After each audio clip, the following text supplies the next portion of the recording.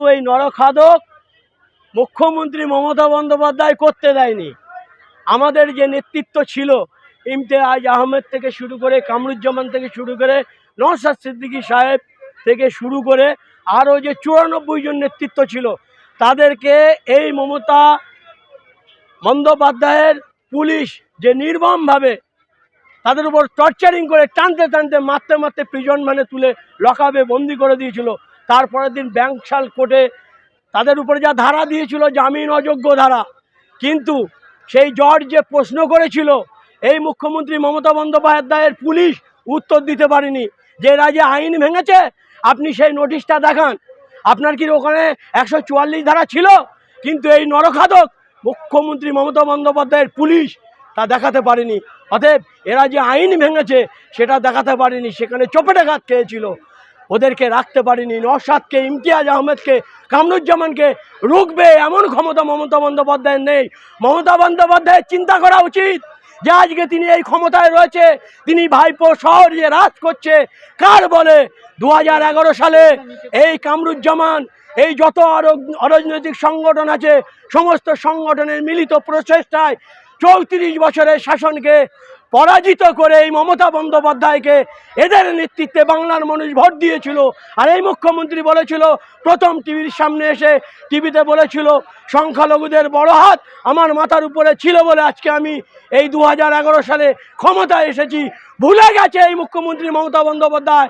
আর তাকে স্মরণ করাতে চাই, এই বিদায়ের ঘণ্টা, বিজেমূলের বিদায়ের ঘণ্টা আজকে এই সংবিধান বিরোধী ওয়াকফ সংশোধনী 2025 বাতিলের দাবিতে যে 3 দিনের ধর্মমঞ্চ ছিল, আজকে সেই বিজেমূলের কফিনে শেষ পেরেকটা মারা হলো।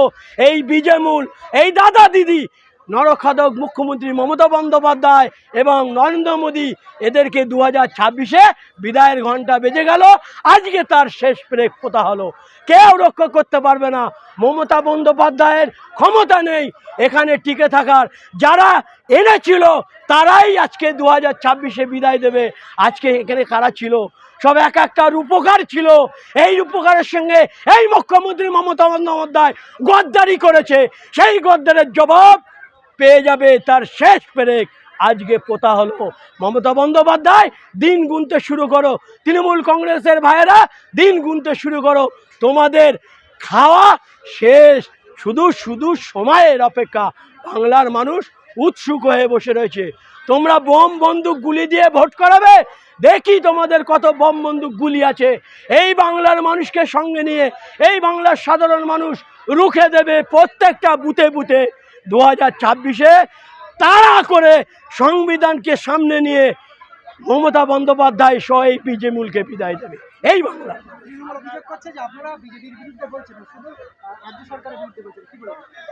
বিজেপির বিরুদ্ধেই তো বলা হচ্ছে।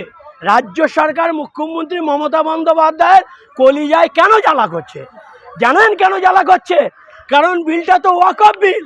আর এই ওয়াকফ এই পশ্চিমবাংলায় কতটা নিশ্চয়ই আপনারা শুনেছেন, বলেছে আজকে, এবং তার 80%, 70 থেকে 80% এই মমতা বন্দ্যোপাধ্যায় নিজে খাচ্ছে, এই অভিষেক বন্দ্যোপাধ্যায় নিজে খাচ্ছে, ববি হাকিম নিজে খাচ্ছে, তৃণমূল কংগ্রেসের দলেরা হাজার হাজার কোটি টাকার ওয়াকফ সম্পত্তি নিজেরা লুট করছে।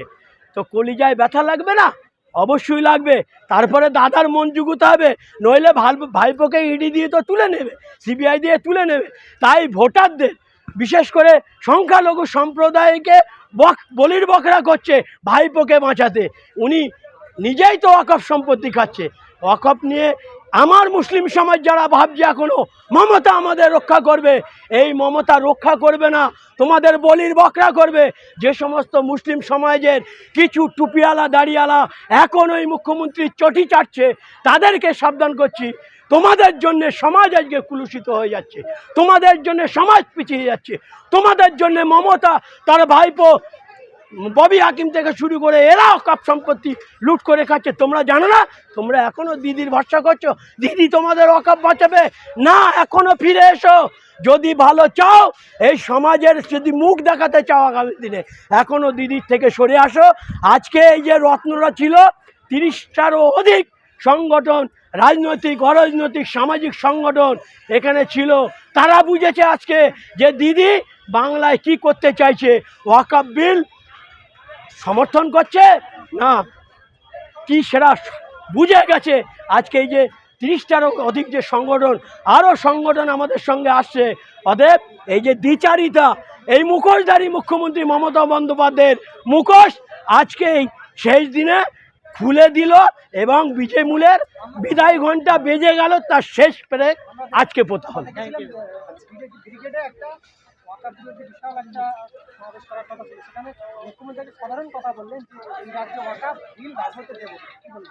দেবে না তো, সেটাই তো বলছি।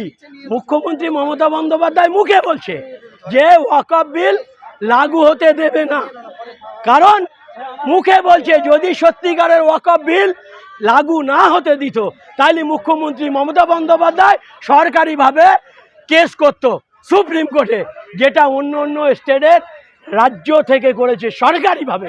মুখ্যমন্ত্রী কিন্তু সেটা করেনি। অতএব মুখ্যমন্ত্রী দ্বিচারিতা করছে, মানুষকে ভুল বোঝাচ্ছে। মানুষ বুঝে গেছে 67টার মতো বিজেপির বিল পাস হয়ে গেছে। কে করেছে বিলগুলো পাস? এই মুখ্যমন্ত্রী মমতা বন্দ্যোপাধ্যায়। ওই জন্যে এই বাংলার মানুষ বুঝে গেছে। অতএব মমতার প্রতি আর ভরসা নেই। মমতা দ্বিচারিতা করছে, মুসলিম সমাজকে নিয়ে খেলা করছে, বাংলার মানুষকে নিয়ে খেলা করছে, হিন্দু মুসলমানের ডিভাইড করছে। এটা বাংলার সব সম্প্রদায়ের মানুষ বুঝে গেছে। তাই তো সব সম্প্রদায়ের মানুষ আজকে এই ধর্ণা মঞ্চে সামিল ছিল শেষ পেরেক পুঁতে দিয়ে।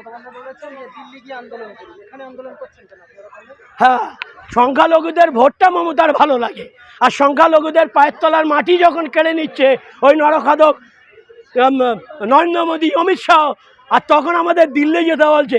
দিল্লি যাব? গোলাগুলি করবেন না, এই বাংলায় গোলাগুলি করব। আমাদের ভোট 40% আমরা মুসলমান, 98% ভোট তোমাকে দিয়েছি। আমাদের পায়ের তলায় মাটি সরে যাচ্ছে, আমরা দিল্লি যাব? তোমাকে পাঠাবো এই বাংলার বাইরে। আমরা এখানে থাকি, এখানে খাই, এখানেই আমাদের ওয়াকফ সম্পত্তি, আমরা এখানে ভোট দিয়েছি, আবার তোমাকে তোমার বিরুদ্ধে ভোট দিয়ে তোমাকে বাংলা ছাড়া করব। আমরা এই বাংলায় থাকবো। দিল্লি বেড়াতে যাব, দিল্লি আনন্দ করতে যাব, দিল্লি আন্দোলন করতে যাব না। দিল্লি ওয়াকফ সম্পত্তি আছে, দিল্লির মানুষ ওখানে আছে। মুসলমান শুধু পশ্চিমবাংলায়, সারা ভারতবর্ষে আছে, সবাই করবে।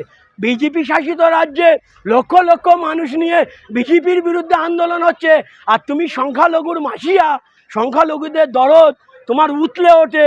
সংখ্যালঘুর পায়ের তলায় মাটি সরে যাচ্ছে, তাদের মসজিদ মাদ্রাসা চলে যাবে, তাদের থেকে মানে কি বলবো, তাদের উপরে যে টর্চার বুলডোজার চালাচ্ছে, আর তুমি দিল্লি যেতে বলছো। তার মানে দাদার কাছে পাঠাচ্ছ, দাদা ওইদিকে চুরিয়ে দেই।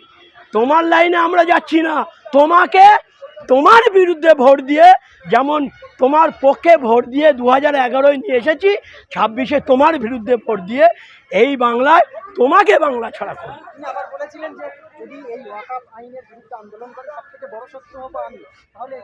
আমরা শত্রু ভেবেই নিয়েছি, মমতা বন্দ্যোপাধ্যায়কে আমরা শত্রু ভেবেই নিয়েছি, কারণ আমরা বুঝে গেছি উনি ওয়াকফ নিয়ে আন্দোলন করতে দেবে না, নিজেও করবে না। আমাদেরকে ভুল বুঝিয়ে আমাদের সম্পত্তিগুলো আদানি আম্বানির হাতে তুলে দেবে, তারা মদের কারখানা, রিসোর্ট বানাবে। অতএব আমরা তোমার শত্রু, এটাই তুমি ধরে না। তোমাকে আমরা আর ভোট দিচ্ছি না, বাংলার মানুষ ভোট দিচ্ছে না, 26-এ তোমাকে বুঝিয়ে দেবে।